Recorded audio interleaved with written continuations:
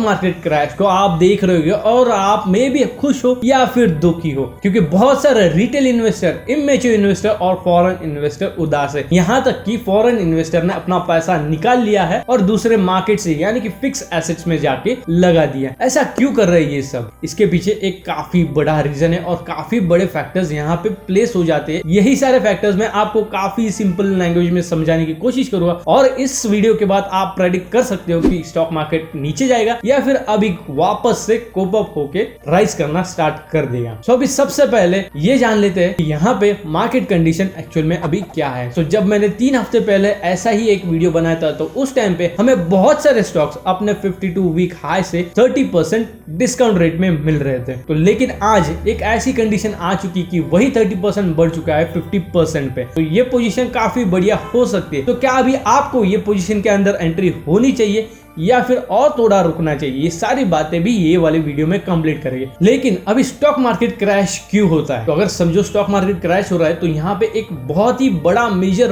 Role आता है एक वर्ड का, जो कि है रिसेशन। तो सबसे पहले ये जान लेते हैं कि रिसेशन होता क्या। अगर किसी कंट्री का जीडीपी कंसिस्टेंटली 2 क्वार्टर नेगेटिव आता है तो उसे कहा जाता है रिसेशन। सो अभी यूएस के अंदर ऐसे ही पहला क्वार्टर नेगेटिव आ चुका है, तो अभी सेकेंड क्वार्टर भी नेगेटिव ना आए इसलिए यूएस ने अपने फेडरल इंटरेस्ट रेट बढ़ा दिए।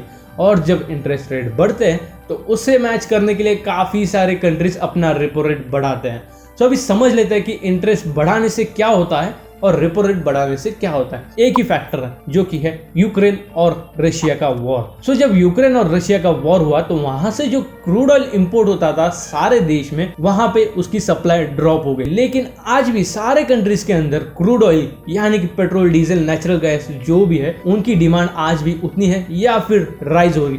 और जब डिमांड ज्यादा होती है और सप्लाई कम होता है तो उस कमोडिटी की प्राइस ऊपर जाने की बहुत ज्यादा चांसेस है। और आप देख भी सकते हो कि इस वक्त क्रूड ऑयल के प्राइसेस बहुत ज्यादा हाई हो चुके हैं। और जब किसी कमोडिटी की प्राइस बहुत ही कम समय में बहुत ज्यादा बढ़ जाती है तो ये राइज करता है इन्फ्लेशन। सो अभी यूएस गवर्नमेंट और इंडियन गवर्नमेंट नहीं चाहते कि उनकी कंट्री में बहुत ज्यादा इन्फ्लेशन बढ़े। तो अगर समझो इन्फ्लेशन बढ़ता है तो इकोनॉमिक क्राइसिस आने के चांसेस बढ़ सकते हैं। तो वैसे ही यूएस के अंदर अभी इकोनॉमिक क्राइसिस आने के चांसेस बहुत ज्यादा बढ़ चुके हैं। तो अभी इसे कंट्रोल करने के लिए ये लोग डिमांड कंट्रोल करते हैं और जब डिमांड कंट्रोल हो जाती है तो इन्फ्लेशन कम हो जाता है। तो अभी ये कैसा होता है? तो सबसे पहले देखते हैं कि यूएस के केस में क्या हुआ। तो यूएस ने अपने फेडरल रेट्स बढ़ाए और इंडिया के अंदर रेपो रेट बढ़ा, और जब इंटरेस्ट बढ़ता है तो डिमांड कम हो जाती है। तो वो कैसे होता है? तो अगर समझो इंडिया के अंदर एक आम आदमी कोई लोन लेने जाता है लेकिन अभी इंटरेस्ट रेट बढ़ चुके हैं। तो जब मैं देखता हूँ कि अरे यार इंटरेस्ट रेट बहुत ज्यादा बढ़ चुके, तो एक काम करते हैं, ये वाले परचेस हम डिले करते हैं 6 मंथ्स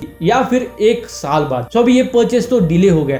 तो अभी परचेस डिले हुआ मतलब मेरी डिमांड कंप्लीट नहीं हुई, और जब डिमांड कंप्लीट नहीं होती है तो वो कमोडिटी स्टैकअप होना स्टार्ट हो जाती है। कमोडिटी स्टैकअप होती है तो उसकी प्राइस नेचुरली नीचे गिरना या फिर स्टेबल होना स्टार्ट हो जाती है। तो इस हिसाब से इंडिया के अंदर रेपो रेट बढ़ा, यूएस के अंदर फेडरल रेट बढ़ा और डिमांड को कंट्रोल किया गया। तो अभी बढ़ते अपने सेकंड टॉपिक के ऊपर, क्या इंडियन स्टॉक मार्केट अभी नीचे रुक जाएगा या फिर और भी नीचे जाके क्रैश होगा? तो सबसे पहले बात करते हैं कि यूएस के अंदर अभी क्या चालू है। तो यूएस का अगर आपने स्टॉक मार्केट दिखा तो वो भी क्रैश हो रहा है और अभी यूएस का फाइनेंशियल स्टेटमेंट आने वाला है, यानी कि सेकंड क्वार्टर का रिजल्ट आने वाला है। तो उस क्वार्टर के पहले हम अगर न्यूज की तरफ देखें तो वहां पे ऐसा बोला जा रहा है कि और भी इंटरेस्ट रेट बढ़ेगा, यानी कि फेडरल इंटरेस्ट रेट और भी बढ़ेगा 0.5% या फिर उससे थोड़ा ज्यादा। इन एंड ऑल 1.5% अभी तक बढ़ चुका है और अभी आने वाले टाइम तो अगर समझो इंटरेस्ट रेट बढ़ता है तो स्टॉक मार्केट और भी क्रैश होगा यूएस वाला, और जैसे यूएस का स्टॉक मार्केट क्रैश होता है तो इंडियन स्टॉक मार्केट भी क्रैश होता है। तो अभी ऐसा क्यों होता है? क्योंकि बहुत सारे कमोडिटीज हम यूएस से भी इंपोर्ट करते हैं और अभी यूएस को अगर हमें पैसा देना है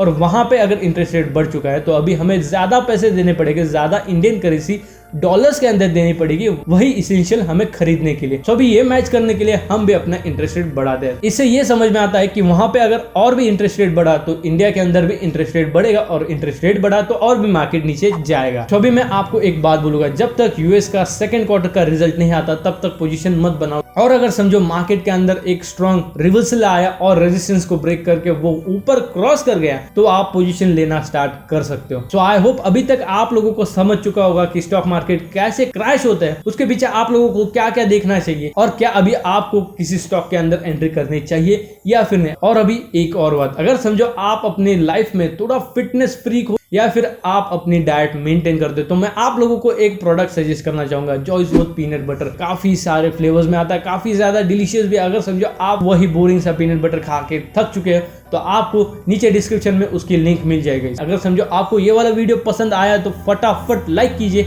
अपने दोस्तों के साथ शेयर कीजिए ताकि वो डिसाइड कर पाए कि स्टॉक मार्केट के अंदर कब एंट्री करनी है। और अभी एम करते हैं 10 लाइक्स और 5 सब्सक्राइबर्स के लिए। अभी ये बहुत ज्यादा तो नहीं है, लेकिन देखते हैं कि आने वाले टाइम में क्या होता है। So now thank you for watching. ऐसे और कंटेंट के लिए सब्सक्राइब कीजिए। Peace out.